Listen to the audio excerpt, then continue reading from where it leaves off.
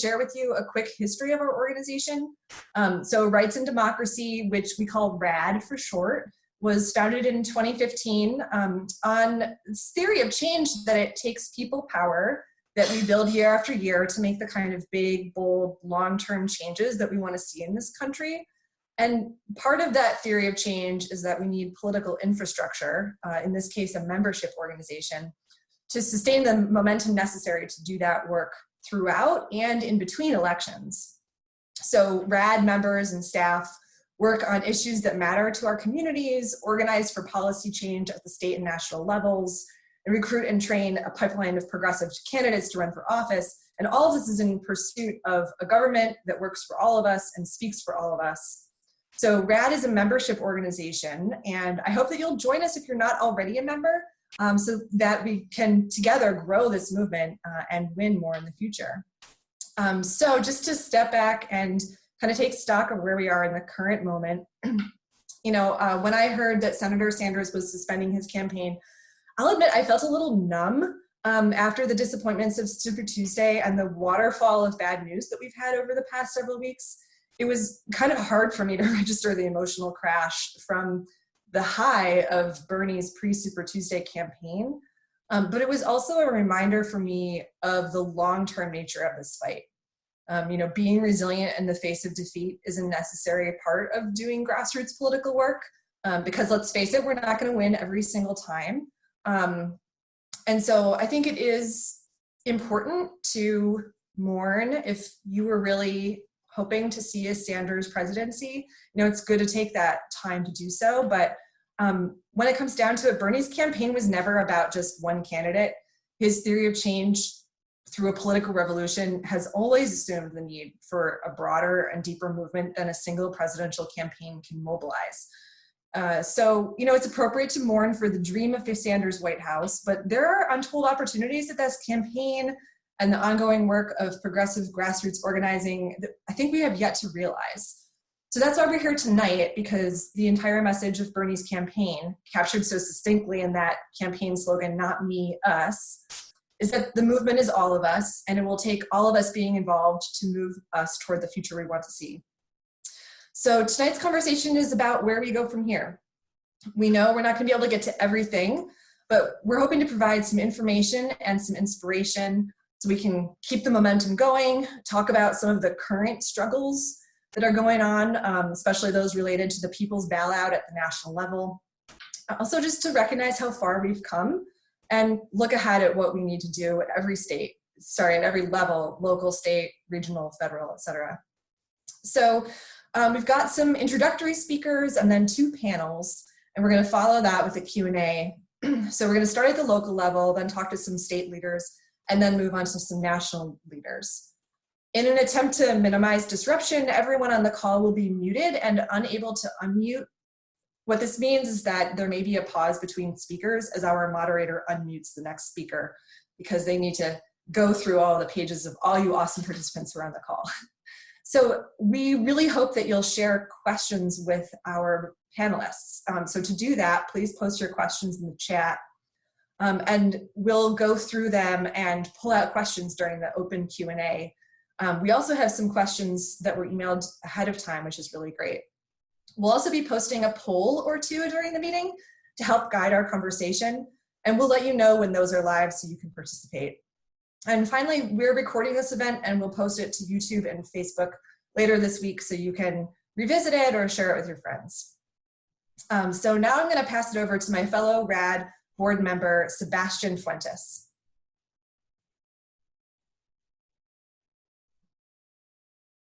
Hello, everyone. I'm happy to see some of you are sharing some of your valuable time with your family in order to understand where this movement is going. My name is Sebastian Fuentes. I'm a board member for Rights and Democracy out of New Hampshire. I'm an immigration activist, but I'm also really passionate about many issues that are affecting our communities.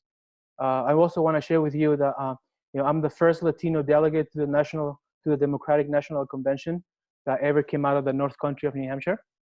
Matter of fact, I'm the first member of a minority that ever ran for that title, coming from a region where politics are mostly dominated by, let's be honest, by white folks. And I did it with the only goal to represent Senator Sanders in Milwaukee. His message resonated with me. If you think about how strong Bernie's message was, think about how many people got inspired by it. People like you and me. Let me give you an example. Think of Alexandria Ocasio-Cortez. A girl from the Bronx, bartender at night, who decided that the platform that we're fighting for is worth running for. She's now one of the more influential politicians of our generations. She decided to run with our Revolutions platform, and she won. We can do it. I know we're all heartbroken right now and thinking with despair that this is over. That the typical political establishment did it again. Let's be honest. Yes, they did it again. But there's way more to fight ahead of us. What's at stake? Everything. The future of Medicare for all, now more than ever, is so important. The future of the minimum wage campaign, now that a lot of minimum wage workers are actually keeping America running. The future of a student debt for Americans, especially right now when we're trying to seek economical relief for all those families. But here we are, trying to figure it out if we need to continue the fight or give up. I choose to fight, and I hope you guys all follow us. We have so much ahead of us. We have to make sure that we can gather as many delegates as possible to solidify the platform that our revolution is bringing to Milwaukee, but it doesn't have to end there. We need to make sure that the message from our revolution becomes the main tool that progressives all around the country use to get America back on track. At the same time, here in New Hampshire and in many other states, we're having statewide elections. We need to make sure we support all the candidates endorsed by our organizations. We got governor race, senators, state representatives. We need to win every one of those seats. We cannot afford to lose them. It is our duty to make sure that we elevate the political debate and to let Washington, D.C. know that what Bernie Sanders built is not just a movement that will fade away anytime soon. Right now is the right time to achieve progress at every government level, from select boards, school boards, zoning boards, all the way to your own state house and the White House. This pandemic made us realize that we have a broken system. So my message for all of you right now will be, wash your hands, wear your face mask, protect your loved ones, and when this pandemic is over, organize, organize, organize. Get involved with organizations like Rights and Democracy. I want to end this little introduction by expressing how proud I am of every person that knocked doors, called, texted people, rally, organized house parties. Because of that, we won New Hampshire in 2016, and we did it in 2020. We could not do it, unfortunately, nationally, but the energy is there, and we have to fight like crazy. Like Senator Sanders said, we need to fight for people we don't know.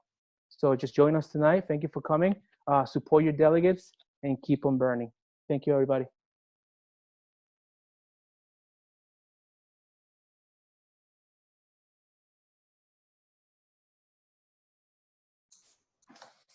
Thank you, Sebastian.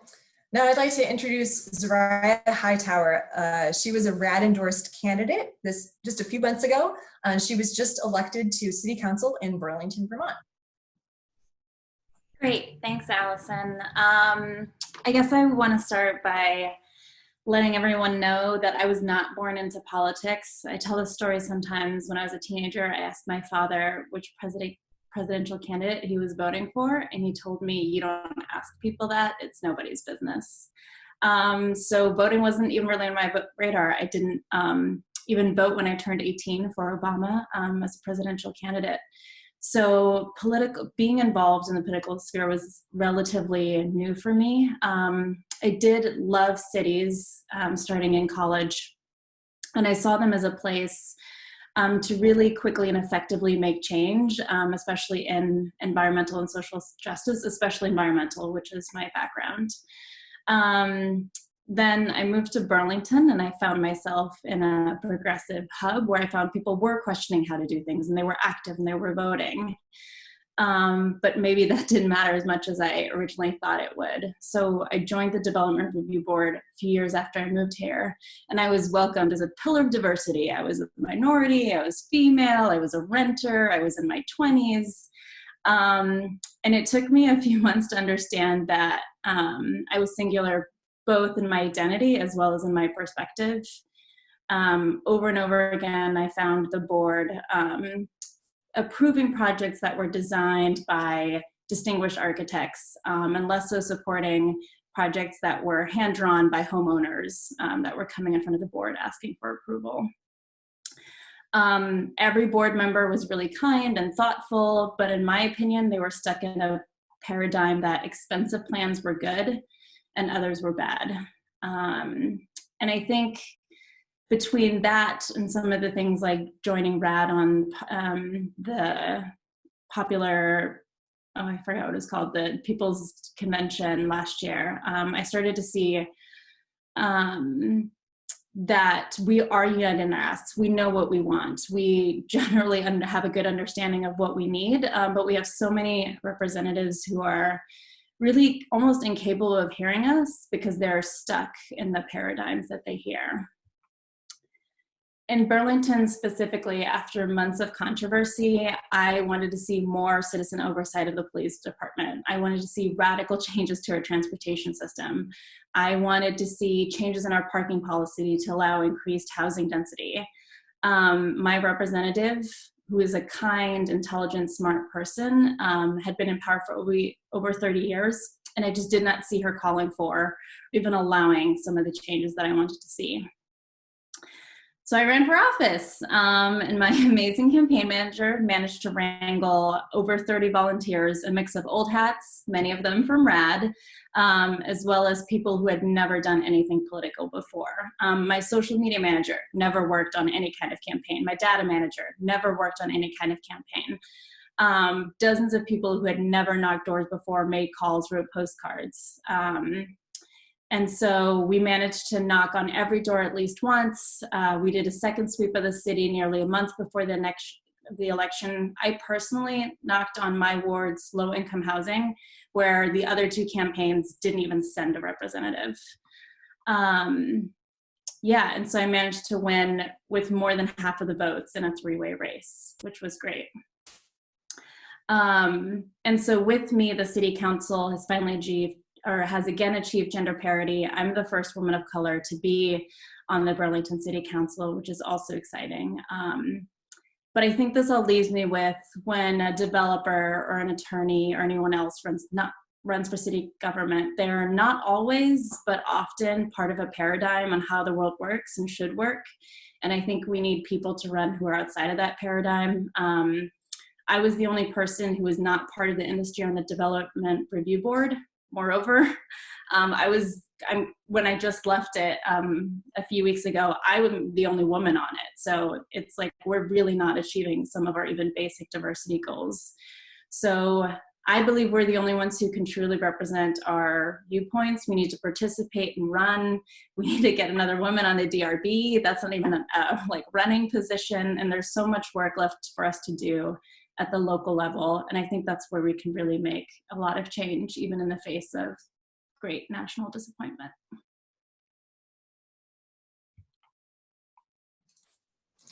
Thanks so much, Soraya. That story that Soraya just shared about not coming from a political background, but then seeing the value of it, I think it's true for a lot of people. And then the story of people coming together to elect a true representative of the community, that's a story that we're seeing more each year. And that's what it's going to take, more people running and winning to make the changes that we want to see. And so we know you have to go off to a city council meeting, Soraya, so thanks so much for being here. So we're going to shift now and talk to some state leaders. So we have a panel of 3 speakers who are going to share their experiences running for office and making change once they're elected. So I'd like to introduce Mari Cordes, who's a Vermont State Representative, Mark King, who's a New Hampshire State Representative, and Kaya Morris, who's a former Vermont State Representative and the current Movement Politics Director for Rights and Democracy in Vermont. So we're going to start with Mari, and I have a few questions to get us started, but please add your questions for these 3 speakers in the chat box. Like I said before, we can't promise that we'll get to all of them, but we'll do our best with the amount of time that we have, and then there's going to be more time for Q&A at the end. So we're going to start with Mari, as I said. You'll see she's in her scrubs. She's working as a nurse at the hospital. And Mari, my first experience working in an electoral campaign was your 2016 campaign, the first time you ran for office. So take us back. Can you tell us a little bit about why did you decide to run for office? You know, was serving as an elected official a longtime dream of yours, or was that something that you came to after you had other work experiences? Thank you, Allison.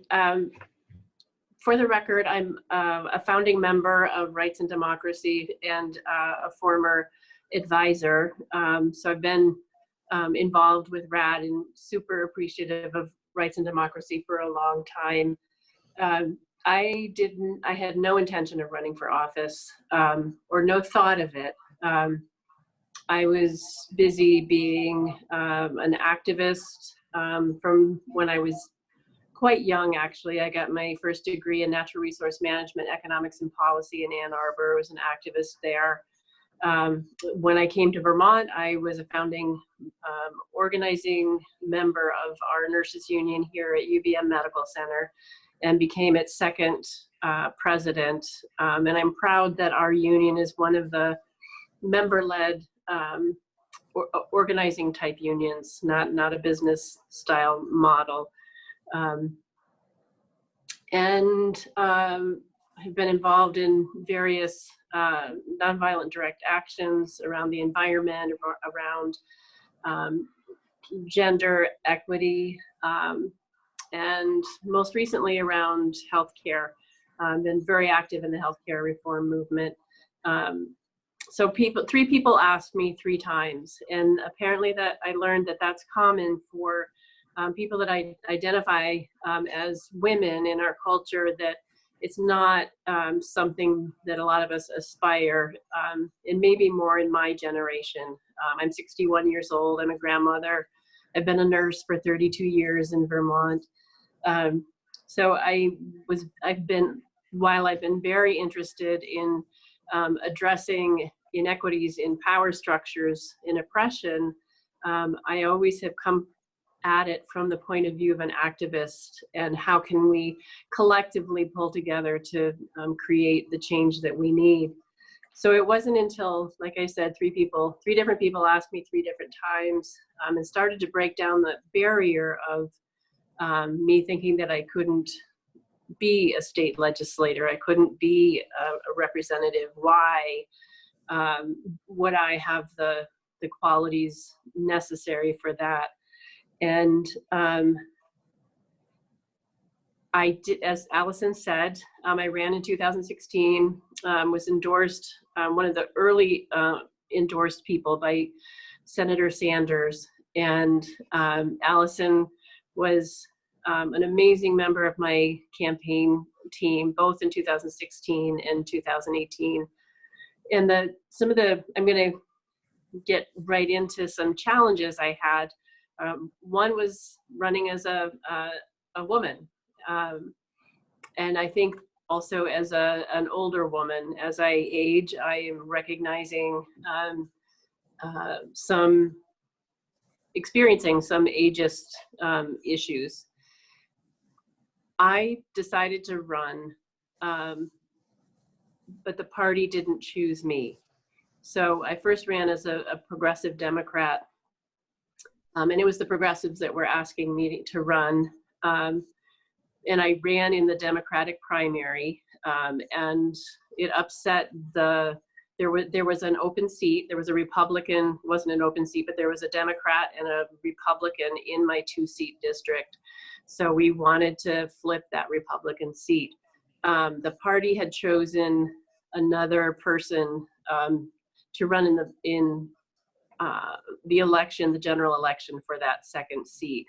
So they weren't happy that I was going to run, and I was told by one of the incumbents that it wasn't my turn.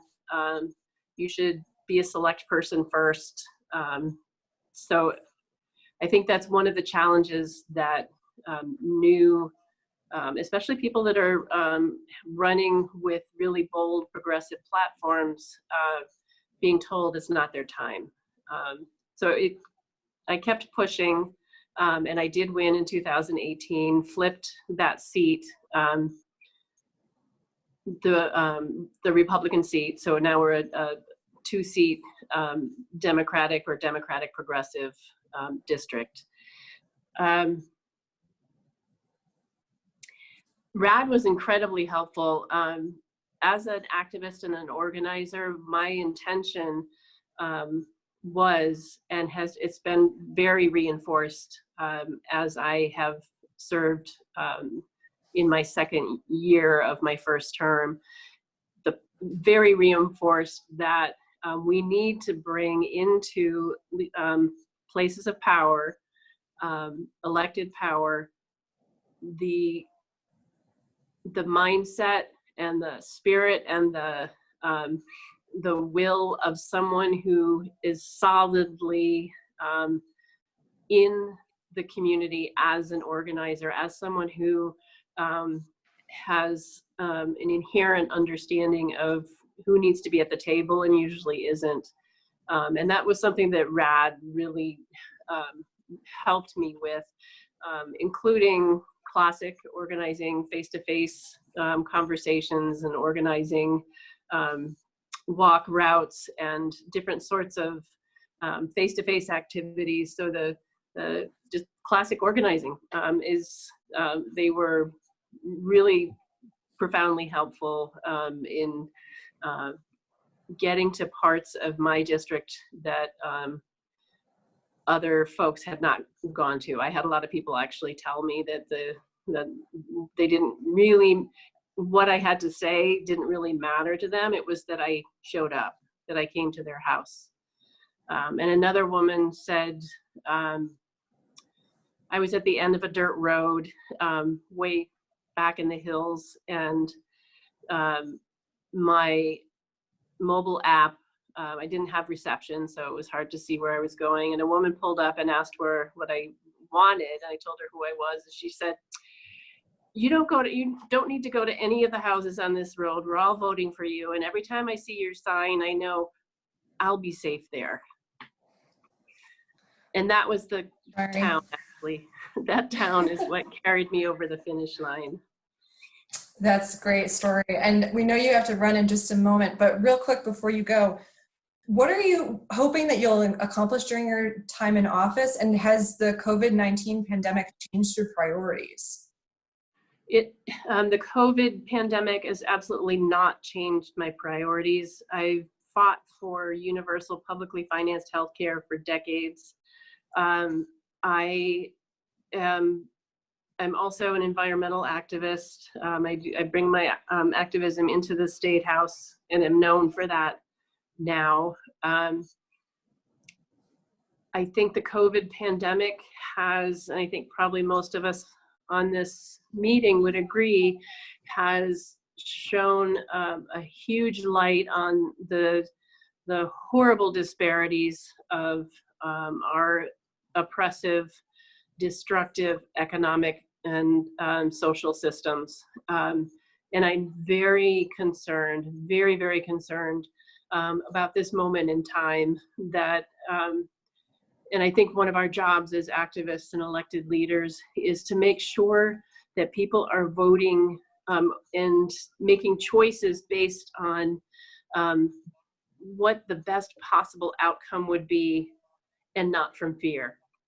And I think the move towards Joe Biden was more of in general, a fear move. And so I'm, as I always have, I've known Bernie Sanders for years. He helped us organize. I'm listening and watching. I'm listening to what he's saying and watching him. And he's signaling by endorsing Joe Biden and the things that he's done and said since he suspended his campaign. We need to all pull together like no time I've ever experienced in my lifetime. This moment, this political moment, this social moment is going to determine what all of us in this country are going to be facing for generations. And it's a huge opportunity. I am excited about it, but I'm also very concerned about it. Great, thanks so much for being here, Mari. Now, we understand that you have a shift change to do with your nursing staff, and then you might be back later for some more Q&A. Yeah. Thanks. Thank you. All right, now we're going to shift to Mark King from New Hampshire. So Mark, tell us a little bit about your background. You know, what was it that brought you to the decision of running for office, and what was that experience like for you?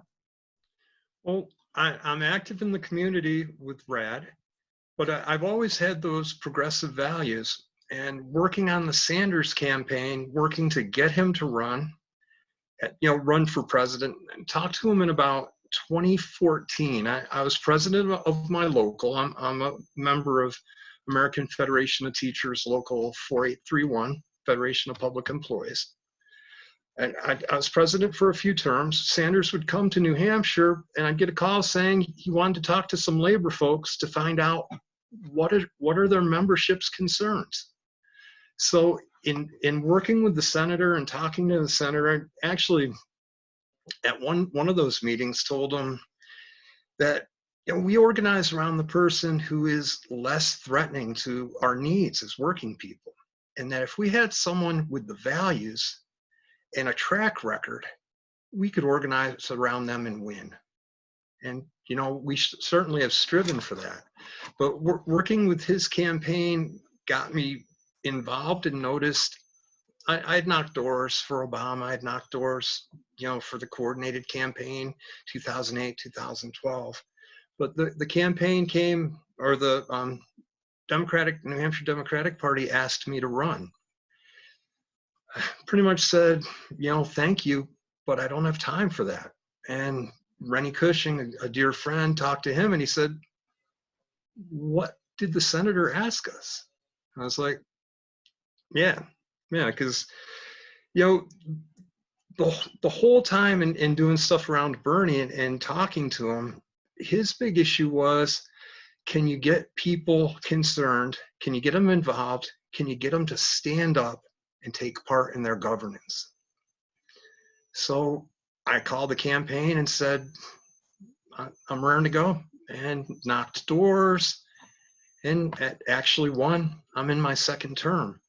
And what was really neat was getting RAD's endorsement, because was it substantive? I was really questioned about my values, where I stand in the world, how I see the world, and most other endorsers would just give you boxes to check.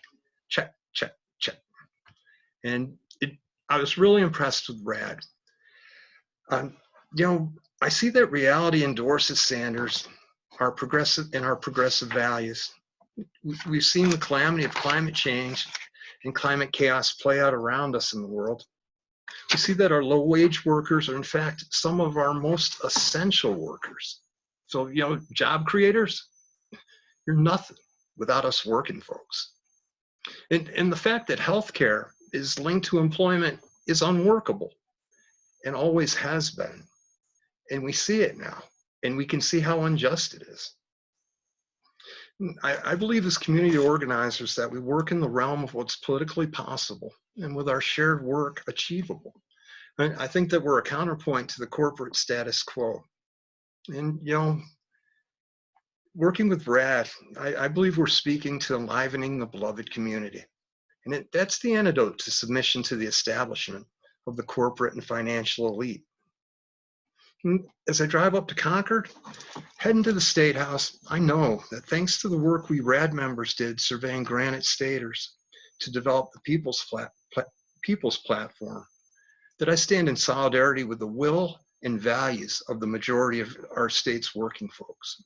And I guess I don't need to put this in parentheses for our call, but if you're new to RAD, you don't know RAD, go to radnh.org, look at the People's Platform. That'll give you some oomph. You'll want to get involved. Now, what I see is that to carry this vision forward, we need to double down on what RAD does best, bringing people together. Because together, educating ourselves and sharing what we learn with our friends, neighbors, and coworkers, it's a victory. When we gather folks to work on issues vital to our welfare, it weaves the web of community while giving our fellows space to develop their talents, share their voices that they may not have realized they even had. RAD has done that with me. You see, as members discover and grow their talents, we grow both personal and then power in our community, local power. And it's power based on love. It's power based on justice. And that is the power that matters. I see RAD as the antidote to the corporatism and elite media perspectives that pollute our mental environment and that stymied the Sanders campaign.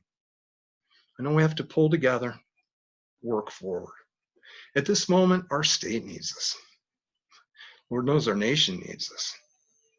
And our future calls us to act. I'm really proud to be here with y'all. And, you know, Mother Jones said, don't mourn, organize. And that's what I've been thinking about since I heard Senator Sanders, you know, endorse Biden. We just have to organize. We have to do the work because our kids' futures depend on it.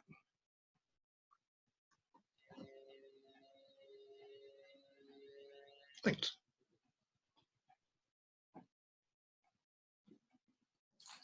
Thanks so much, Mark. Thanks So for having me. we're going to hear from Kaya Morris, but I do want to just share, in case you didn't see it in the chat, that was a poll that came up on your screen. You know, given what you've heard about RAD membership, we did want to just get a quick glimpse at who on the call is already a RAD member. So I think we'll get those answers later on. So click that if you haven't already. So now we're going to hear from Kaya Morris, who's the Rights and Democracy Vermont Movement Politics Director. So Kaya, what is on your radar? What are you thinking about given the current situation? So very, very much. And I just want to, again, thank everyone for being willing to be on this call in the evenings when we're all trying to unwind from just probably a day's worth of really difficult news.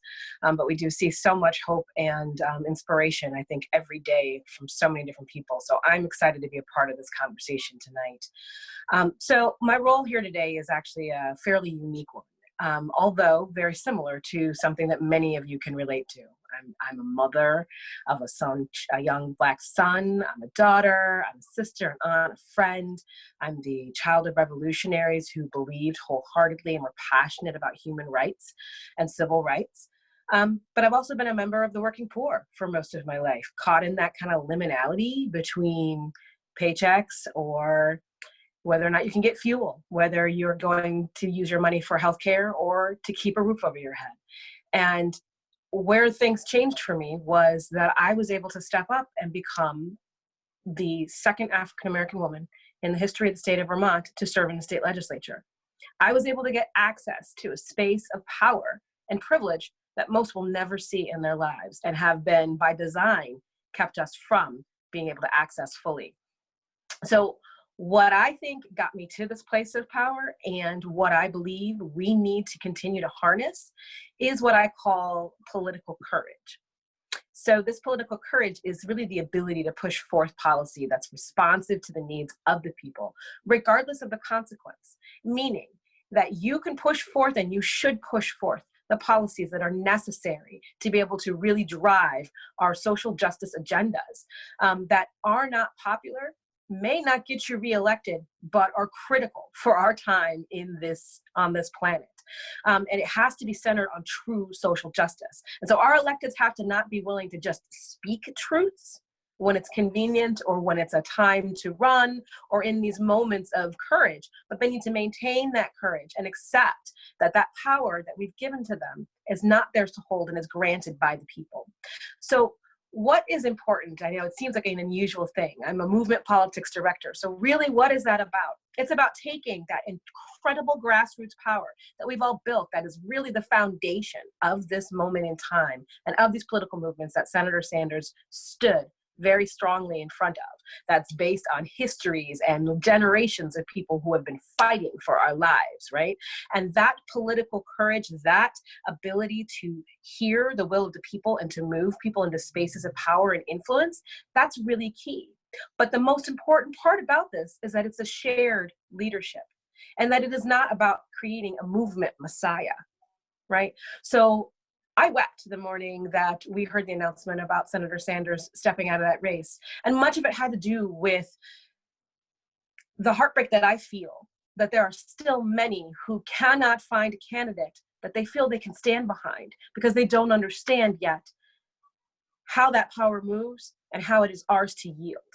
And wishing that there were constituencies that felt more emboldened and strengthened in this moment to stand behind the candidates that we truly need to move forth the work that is necessary right now. So what happens when we put up a movement Messiah is that it relies and it places all of that hope, all of that energy, all of that incredible social capital into one space. And so then we become heartbroken when that person is no longer there, or disappointed when they might even shift away from what we thought were going to be the platforms that we were going to stand behind. Because that happens a lot too, right? We saw that very much so in this last election, that there were plenty of people who had never, ever held anything on a scale of what we would consider to be a liberal or a left policy, a progressive policy, who suddenly now are wearing the coat of someone who means to be progressive, but truly is getting in to take up space and push forth a conservative and an oppressive agenda. We can't have that anymore. And so we need to build that grassroots space. So what I'm excited about and what I think we need to continue to hold tight to is something that scholar Angela Davis talks about when she talked about President Obama.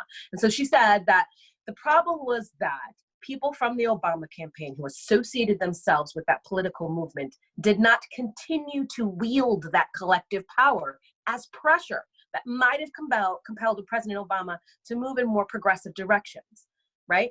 So she says that even while we're critical of what happened during that time, what we lacked was not the right president, but a well-organized mass movement. It is very, very easy for individuals that are in spaces of power to become tone deaf and to become disconnected from the constituencies who place them into that position to begin with. We cannot govern in this fashion anymore. It is untenable and it is deadly to some of our most vulnerable. So this is where co-governance is really truly crucial. That co-governance, as we like to call it, is about that fulfillment of the social contract upon which our democracy actually rests. So I give you my vote, and in turn you represent me, you fight for me and stand with me, not on my behalf for me, but with me. And not all who are seeking office are always interested in supporting that level of reciprocity. And so it's time to stop seeing voters as transactions towards a goal and instead as peers in the governance of our democracy. I hope that makes sense. So what we're needing to do in this moment is we're needing for this grassroots movement to build up into a swell. We need you to step up to that dais. We need you to just not be on the streets, but in those halls, in those seats, and in those rooms where those decisions that are directly impacting our lives are being made. We need Indigenous candidates. I'm going to pause there for a minute because there's some states that should be really shameful that we have not had anyone that comes from our Indigenous communities sitting within those halls. We need to have folks from the disability community. We need more LGBTQIA folks. We need young adults. We need people of color, ethnic and social minorities, new Americans, our poor, our working poor, all of those in those seats, because these decisions are being made for us, but without us. And we are subject matter experts of our experiences. And that voice needs to be there. So we need to push these bold policies, and not just because it's novel or it's a trending topic at the moment, but because they are necessary for our survival. We need a livable minimum wage and universal basic income. We need paid sick leave. We need health care for all. We need bold reforms to stop our climate crisis through that we can utilize some of the proposals that have come from the Green New Deal and the Red Deal demands. And if you don't know what that is, go Google it right now. Now, we need criminal justice reform. We need ethnic and social equity in all of our schools, not even just the public schools, but in every place that's going to raise our next generation, right? So we're asking for you to support this journey, and we are going to be there to help support you in this journey, to run for office and to be with you once you are there so that you can govern effectively. These systems were not set up for us. And it is difficult to navigate. And it's time to be done with this bootstraps conversation around who gets to step onto that dais and who does not, based on access, based on finances, based on hierarchical systems that tell you, as they did for Mari, and as I saw even within my stepping up, that it's not your time. It is not their decision to make. It is ours. And we must make that choice. So we have some really exciting events through Rights and Democracy that are going to be coming up in the next few months, and we need you all to get engaged. We're going to have opportunities, if you want to learn how to run for office, that we can help take you through some critical conversations, some key trainings and learnings, and ways that we as an organization and an entity are going to be able to stand behind you, with you, and for you throughout this entire process. This is a relationship, okay? So with that in mind, I want to let you know that if you are interested in running for office, let's talk. It is always the right time to step up for our rights, and it is always the right time for us to stand up for each other. So those are my thoughts on where we're going right now and what we need to do in order to keep that momentum that Bernie Sanders has given to the world and to get us where we'll need to be well in advance of the next crisis that's going to hit us.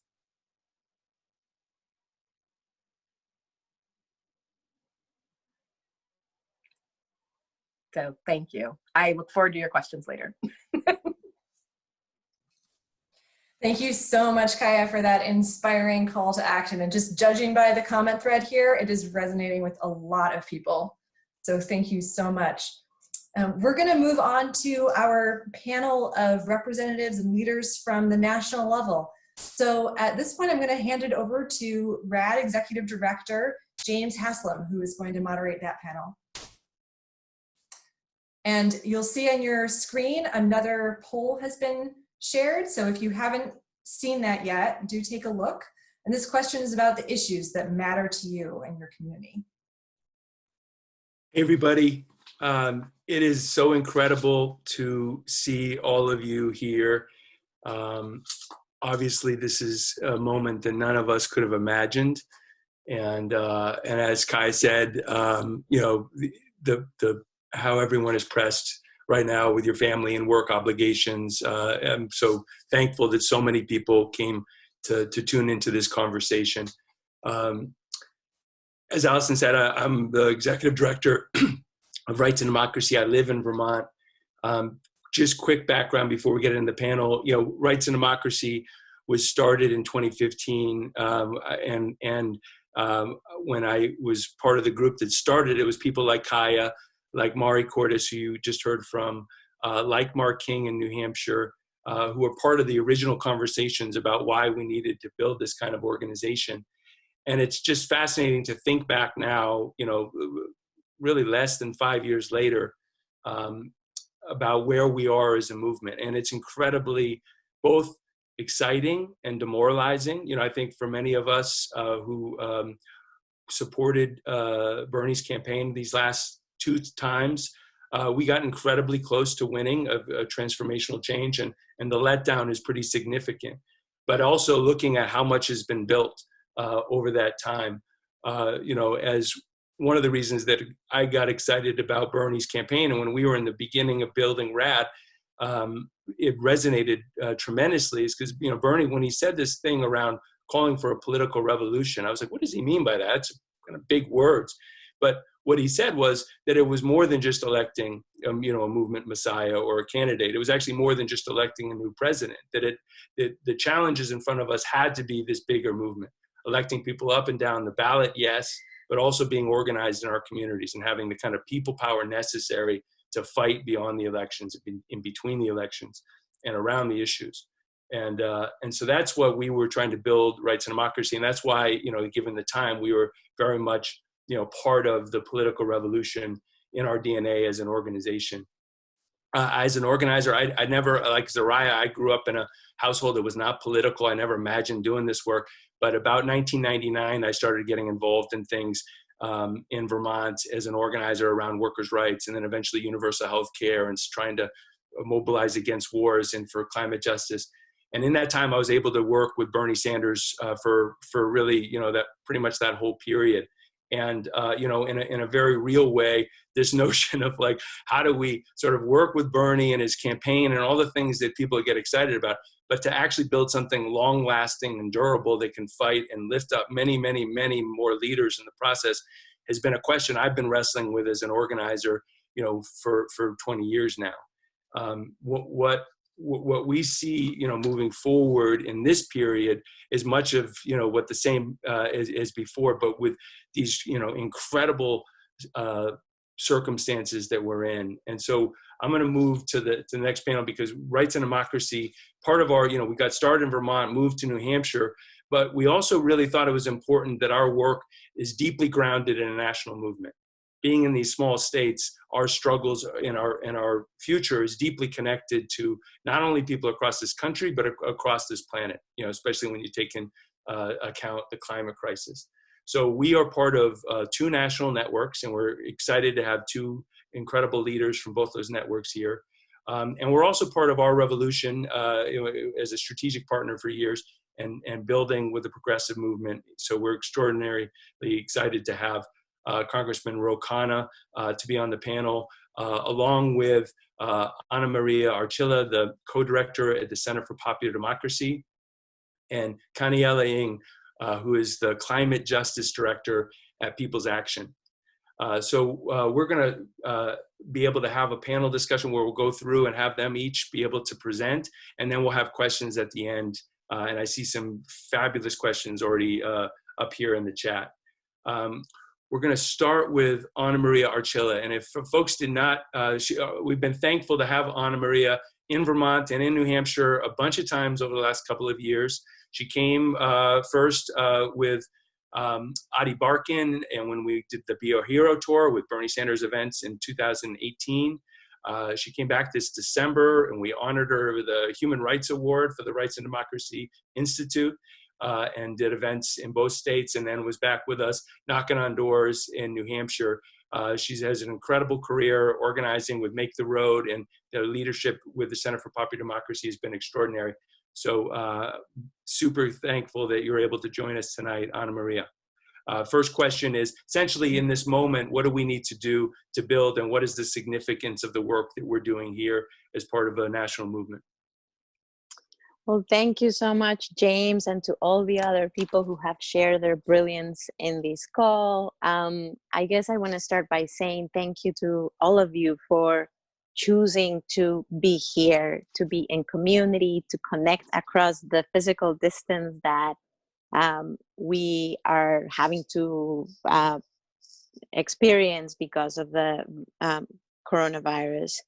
I guess I want to start by saying that just building off of the last panel, our work is never about one person, and our ideas don't originate in the mind of one brilliant human being. They are constructed in collective ways.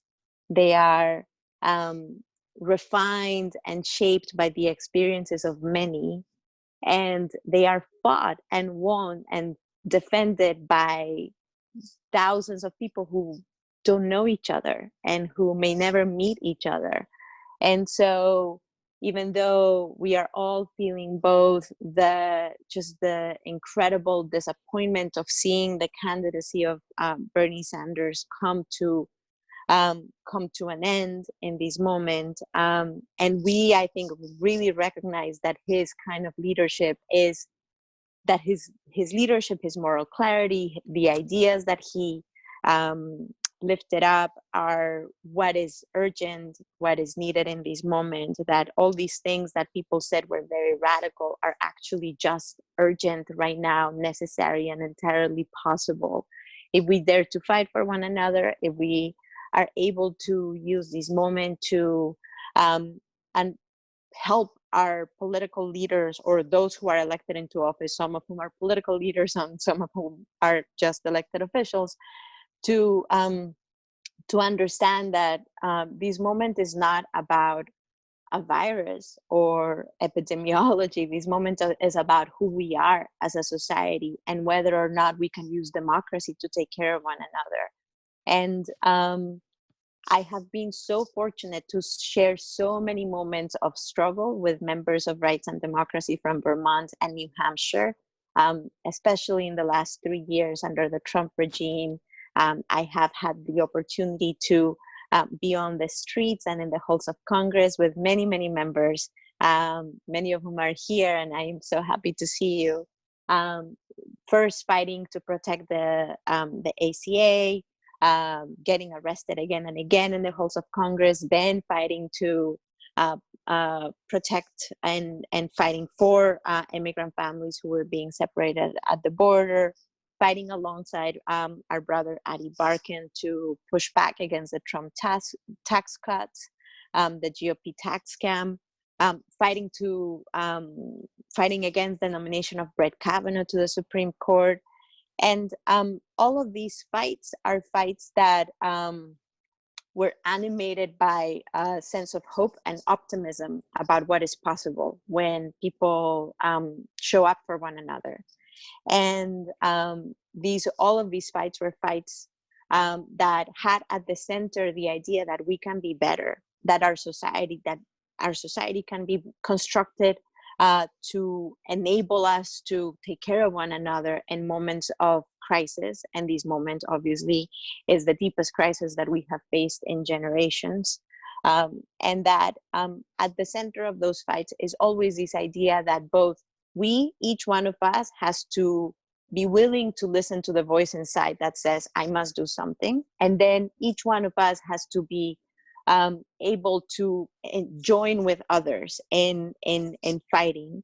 So the work that Rights and Democracy has been doing in Vermont and New Hampshire for many years before Bernie ran is the essential work that we have to do right now. One, we have to build community in a moment of incredible pain, incredible isolation, incredible fear. We have to make sure that we do what is necessary in our lives to cultivate the seeds of optimism. I always go back to a speech that some really brilliant woman, her name is Valerie Kaur, gave at right after Trump was elected. She was invited by Reverend Barber to give a speech, and she gave this beautiful speech at a church. She's a Sikh activist and civil rights attorney, and she talked about the story of her family arriving from India, her grandfather arriving from India and being thrown in jail, and just kind of having herself imagine what it was like for him to be in this dark cell for months and months and months. And she said, we are living in a moment of darkness. I am the mother of a brown child who, if he chooses to practice the religion of his ancestors, might be deemed a terrorist because of the turban he will wear. And, we are living in a moment where, because of the color of his skin, he might be deemed not from here, not belonging, undocumented. We are in a moment where transgender people are the bodies of transgender people are considered immoral. The bodies of Black people are considered dangerous. The bodies of brown people are considered illegal. So what do we do in the moment of darkness? I imagine that my grandfather had to cultivate the seed of optimism in the darkness of his cell. And so she says, we have to interpret darkness in a different way. What if the darkness of this moment is not the darkness of the tomb? What if our country is not dying but waiting to be born? What if this moment is the darkness of the womb? And it is like, I go back to those words again and again, because we have been facing relentless darkness over the last 3 years, and we are forced to kind of interpret this moment of despair and find in our despair a seed of optimism. And what keeps me feeling optimistic about the future is the knowledge that there are organizations like Rights and Democracy that are creating spaces for people to convene, for people to support one another, but also to think and fight together for the things that we deserve. And what we deserve is knowing that we can take care of our people, that we can access healthcare whether or not we have a job, that we can have housing whether or not we are rich, that our kids can have school, decent, good quality schools, regardless of our income and where we live and where we are born. And so fighting for what we deserve is what gives me hope. And that is, in this moment, more real than ever, because right now in the halls of Congress, members of Congress are discussing how to use the powers of the federal government to respond to the crisis that we are facing. And the Republicans are saying we must just give to corporations like a slush fund that is endlessly generous so that they survive, so that our economy stays alive. And while we know that people in our communities are facing real hunger, real stress about how to put food on the table and pay for rent, while we know that the people who are being called essential workers are also the lowest wage workers in our society: restaurant workers, warehouse workers, taxi drivers, bus drivers, transportation workers, childcare workers, nurses, and that so this is a moment where we must use all of our efforts to demand what is necessary and what we all deserve, and to be relentless in that demand, not just kind of in the face of the Republicans who clearly do not agree with us, but also push those in the Democratic Party to have the fights that they don't want to have the fight about the inclusion of immigrants in the response, to have the fight about the inclusion of all workers in the protections for unemployment insurance, to have the fight about putting people who are losing their healthcare into Medicare. So these are the fights that we need to have, and those fights are more possible for us to wage when we have organizations like Rights and Democracy creating the space for all of us to do this, to have conversations about what we want, what we deserve, and the strategy that we will deploy to fight for that.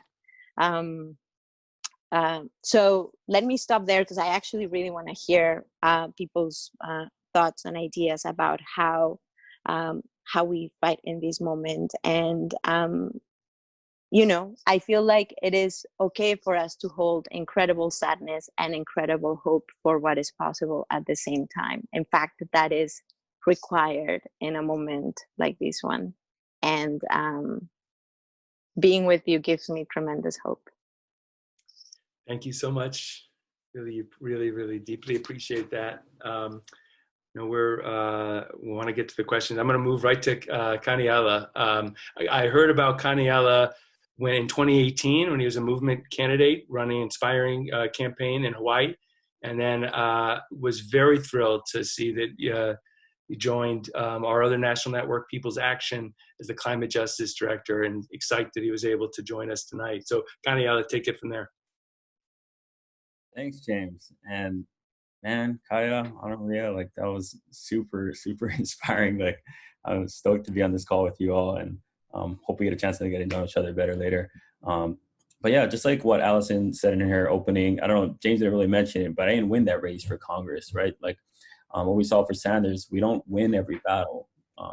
This is a long haul. Like this is a long struggle, and not just our struggle. This is a struggle that's been a movement within movements that spans generations.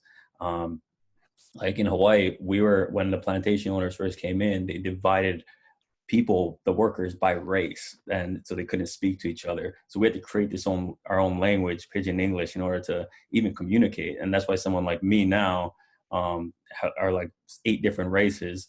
My great grandpa was LWU. He was in front of McCarthy at one point because of his affiliations of trying to overturn America through Hawaii.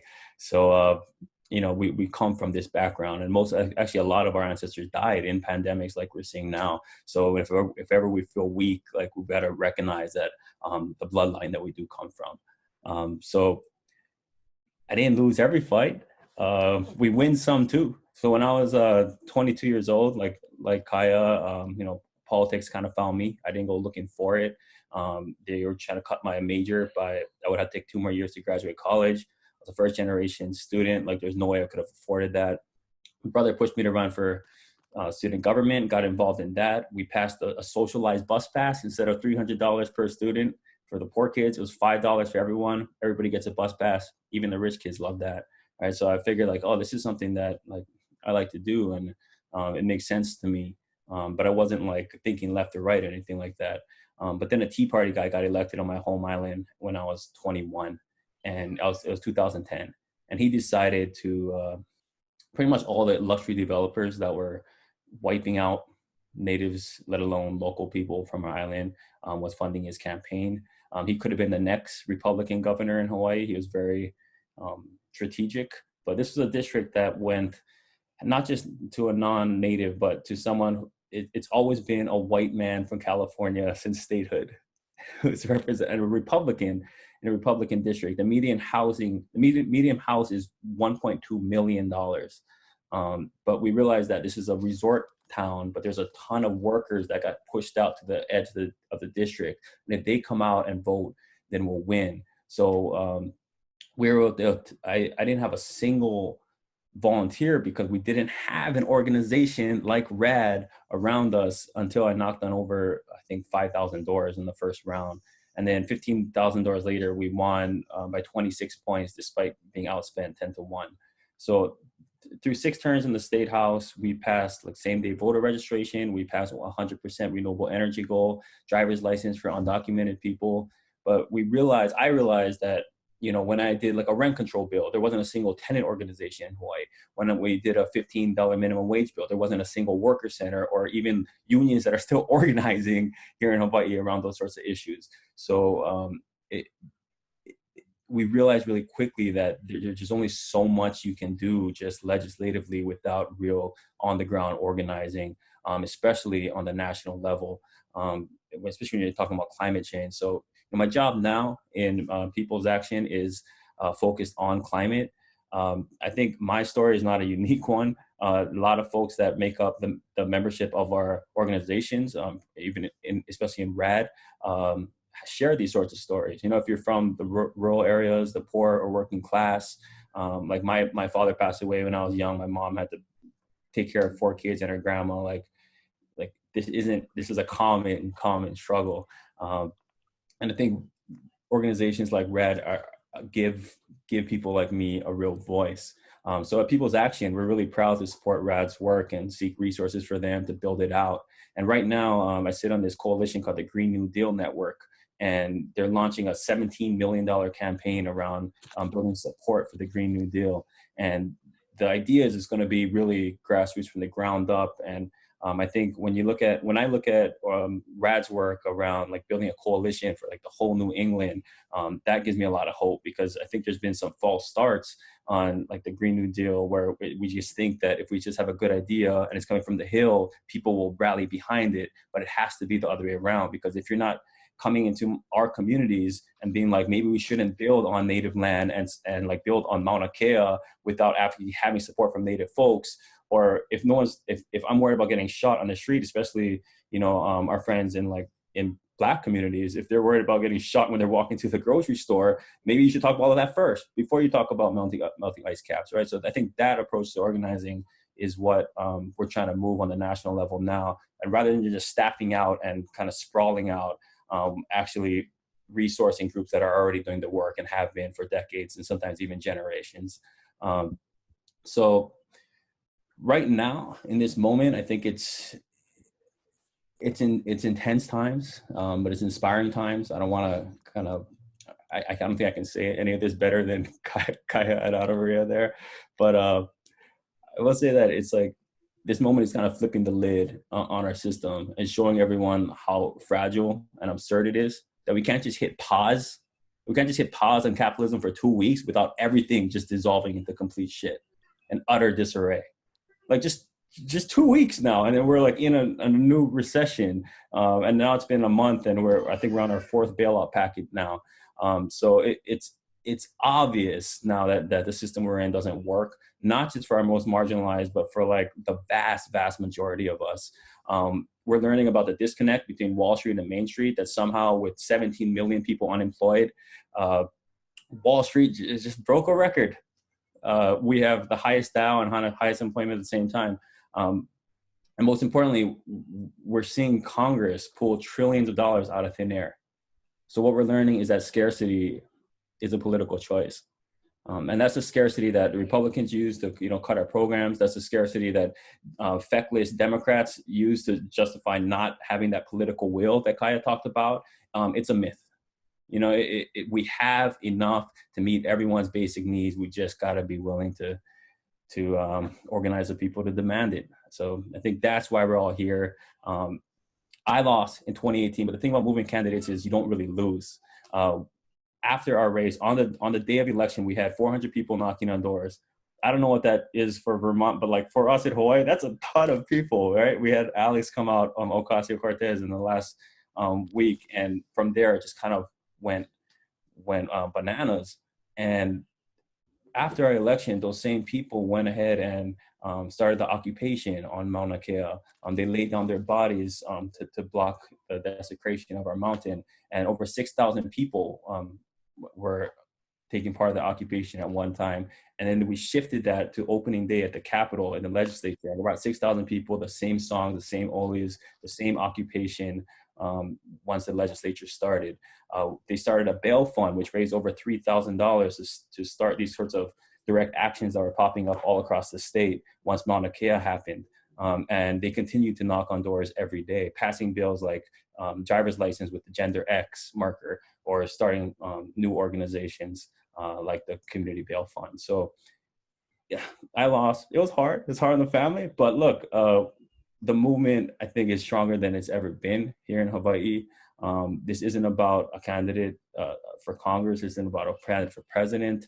But every single person that throws their name in there and tries to make change, whether it be on the ballot or to add your name to an organization like RAD, it matters. And it matters in a major, major way. So I will say, if you're interested in campaigning, please do. Everything that your opponent's going to do, like those big events and those fancy endorsements, they might make them look like a big shot, and it might matter for presidential campaigns, but not in down ballot races. Like if you knock on more doors, if they do 5 more events, you do 500 doors, by far your time is better spent doing that, right? I know it's a hard time now with Corona, but look, it's the neutron bomb of campaigning. Like nothing else really matters but doing those doors. So if you can do it, I was working at 4 Seasons from 4 a.m. to noon, cleaning the locker rooms and spas full time. And then I knock on doors till sunset every single day. If you can do that, you will win. And with the organization like RAD behind you, you'll have a much, much easier time than I did. So please do. With the People's Bailout, some of you might have seen that, peoplesbailout.org. A group of us on the national level put out a list of demands, 5 principles, and what we need to see in a bailout. Health is a top priority. Provide economic relief directly to people. That's like right now we're asking for $2,000 a month. Rescue workers and communities, not corporate executives, and make a down payment on a regenerative economy to prevent future crises in the form of a Green New Deal, and protect our democratic process while protecting each other. So I think there hasn't been enough focus so far on jobs, even though 18 million people are unemployed, soon to be 20, maybe even 30 million. And people are worried, like what kind of jobs are going to be after this as workplaces acclimate to less workers, more automation. We need to be putting people to work. And like, if you get your old job back at like Jack in the Box or In-N-Out, like, is that enough? Is that going to help you pay back your 3 months of rent that for that moratorium you begged for? Like, this is going to be really, really difficult unless we actually shift or have a different system coming out of this, where our jobs and livelihoods and basic needs like healthcare isn't contingent on having a corporate job. Thanks so much, man. Yeah, I think that's it. But yeah, look, I just want to leave. I feel disappointed, confused, angry, sad, all those things about everything that's going on, the thing this morning. But you know what? I also feel like super ready to go and ready to put the work in. So yeah, I'm stoked on the work that Rad's doing, and please keep it up.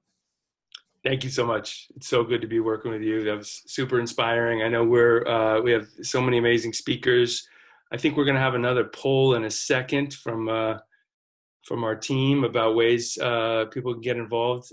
So if you're thinking of running for office, if Kaniela didn't you hadn't been thinking about it before. Hopefully after that, and Kaya, you are ready to now. So sign up. I'm going to turn it right over to one of the leading progressive congressmen in the country, incredibly important voice for our movement that has been elected, and also was the co-chair of the Bernie Sanders 2020 campaign.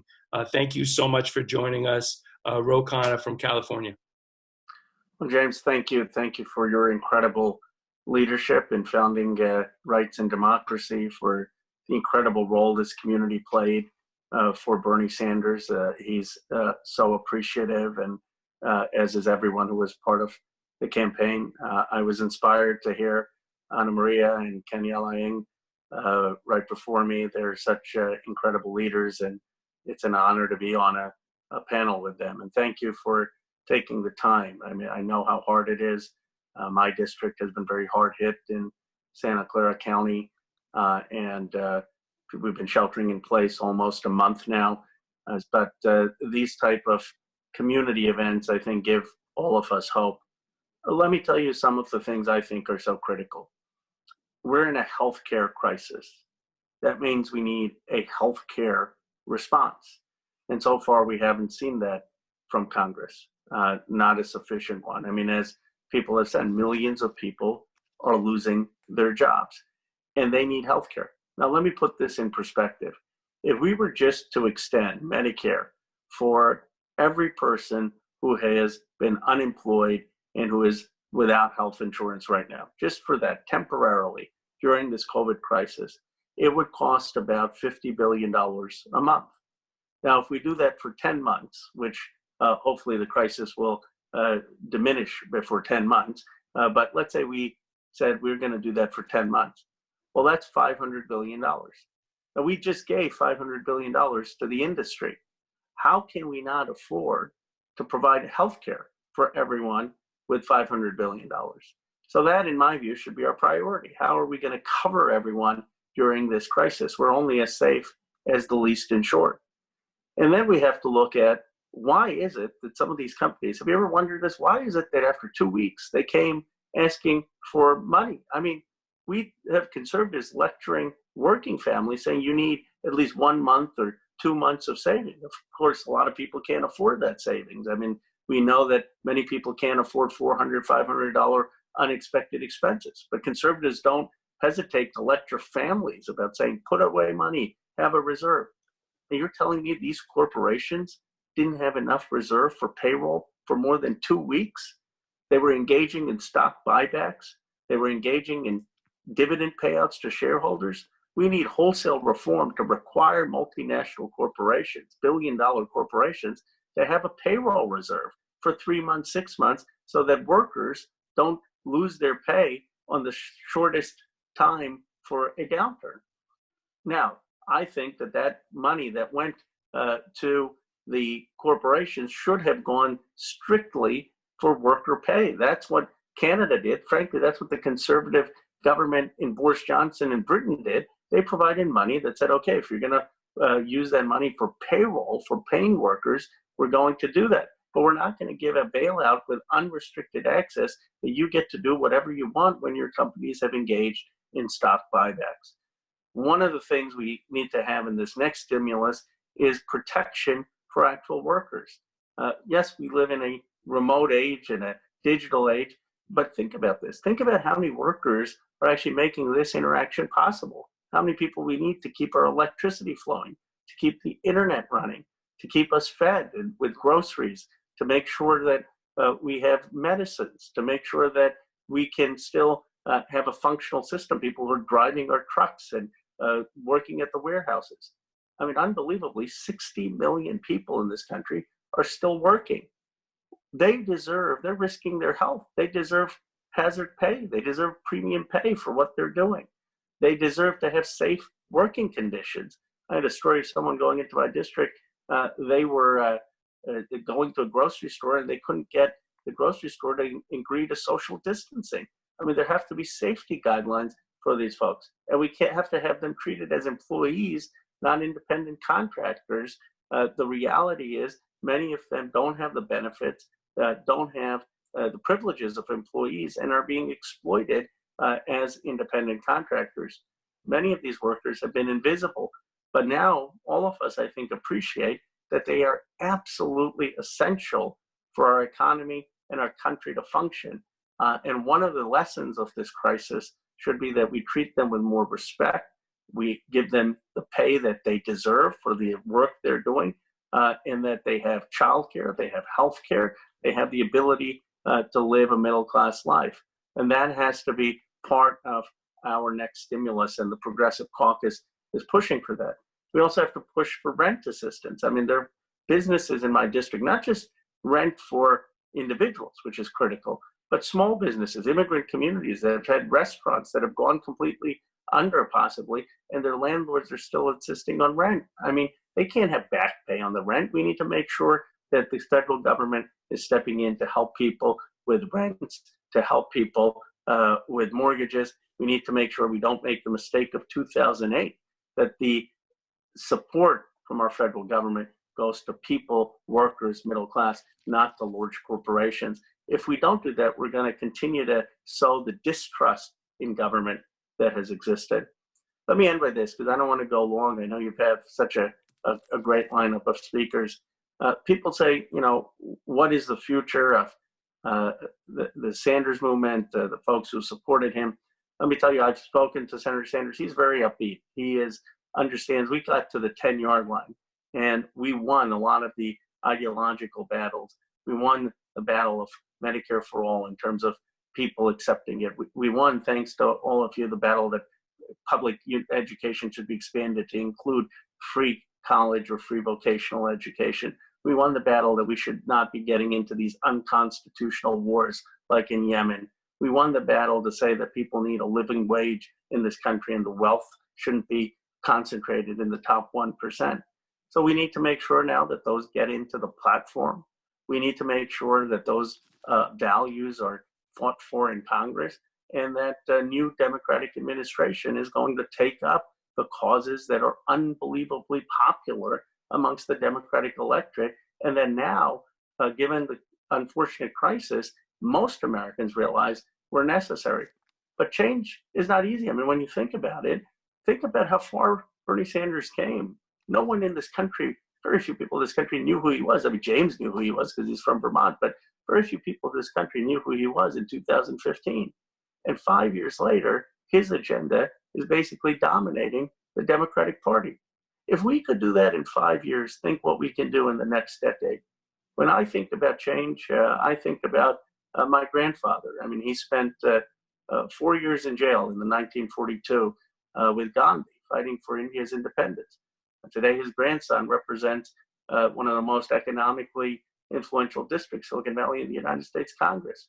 But my grandmother used to tell the story. She said that when he was in jail in 1942 and Gandhi's Quit India movement, her son, Dave, was 13 years old. And every year she would send him from Amritsar, sitting in India, to Lahore to see if my grandfather was still alive.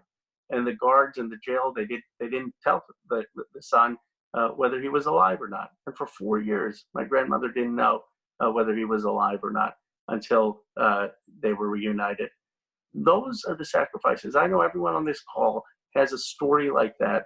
Someone in their family, someone who they knew, who fought, who sacrificed for the freedom that they have today, that we all have today. Those movements that built our freedoms, they weren't easy. They took years, they took decades, they took generations, but they paved a better world.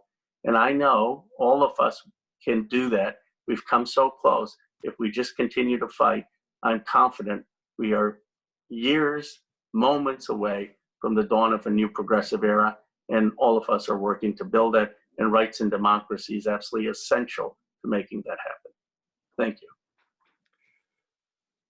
Thank you so much, Congressman.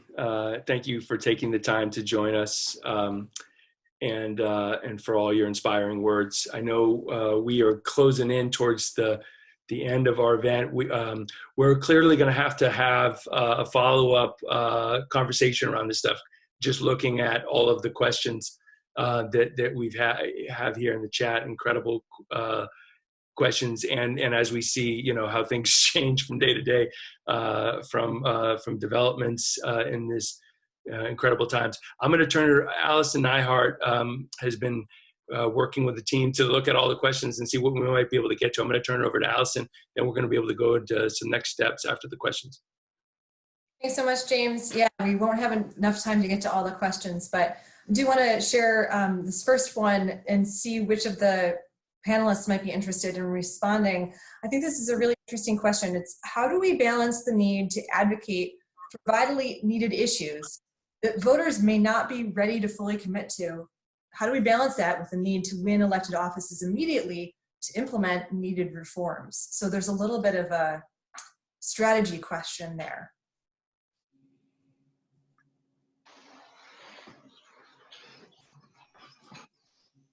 Well, and I think that our moderator is in the process of unmuting the panelists. So once you're unmuted, you can share your thoughts.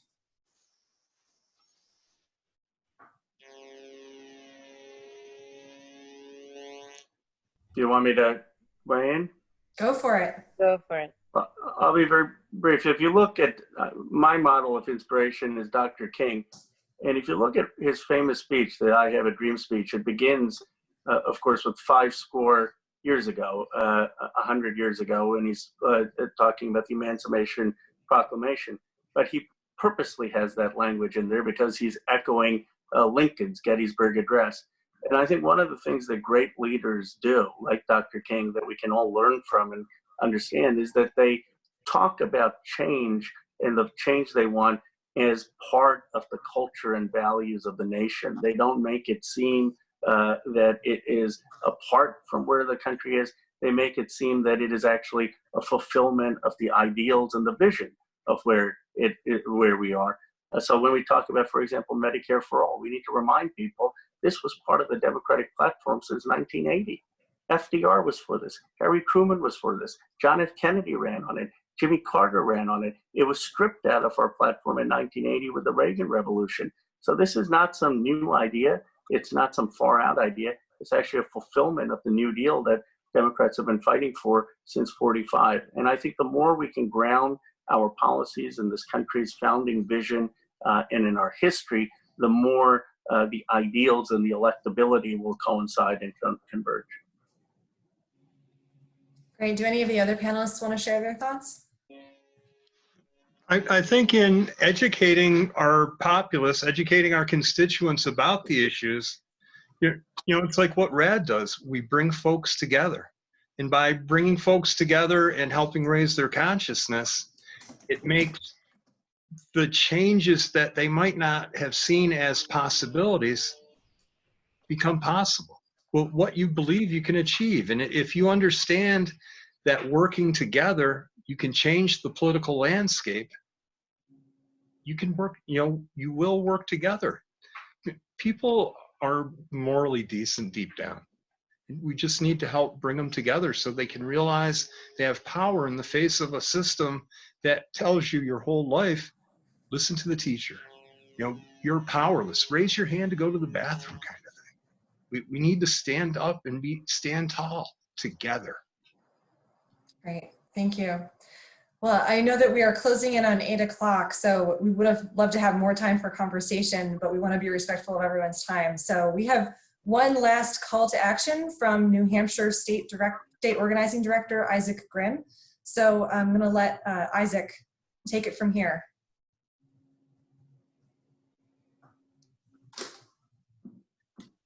Okay, thank you, Allison, and thanks everyone for being on this call. It's so exciting to have almost 200 people coming together from Vermont, New Hampshire, and other folks from around the country.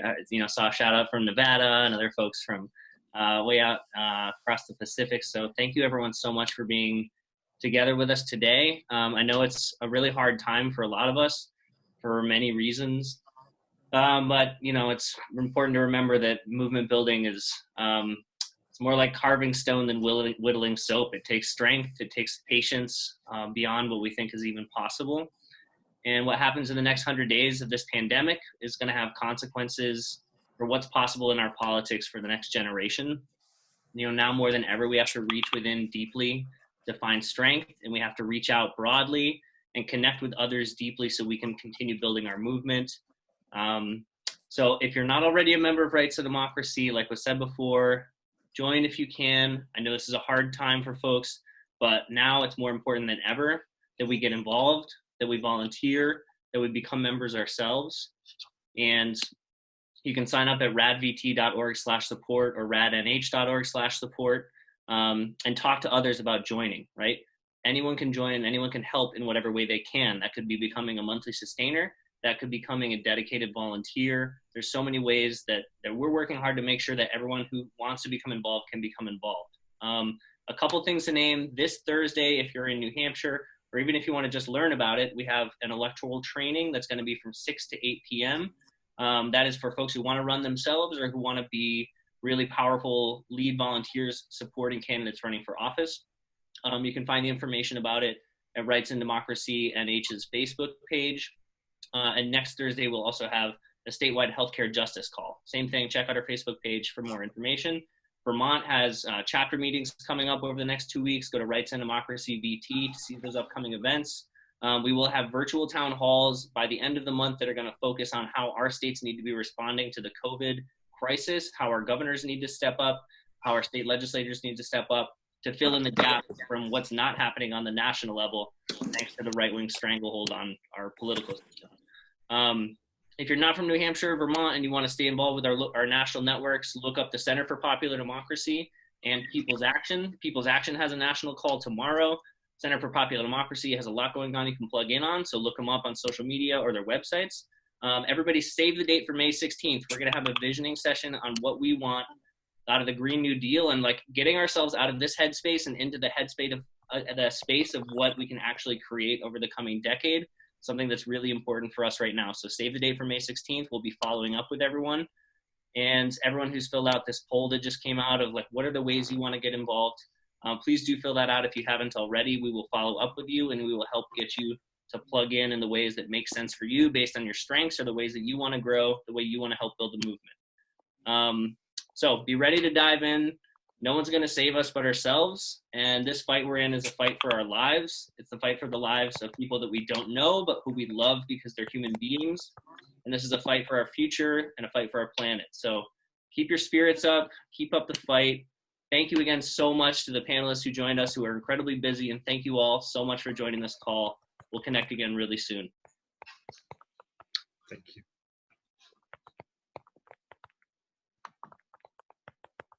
Thank you so much, everyone. Have a good night.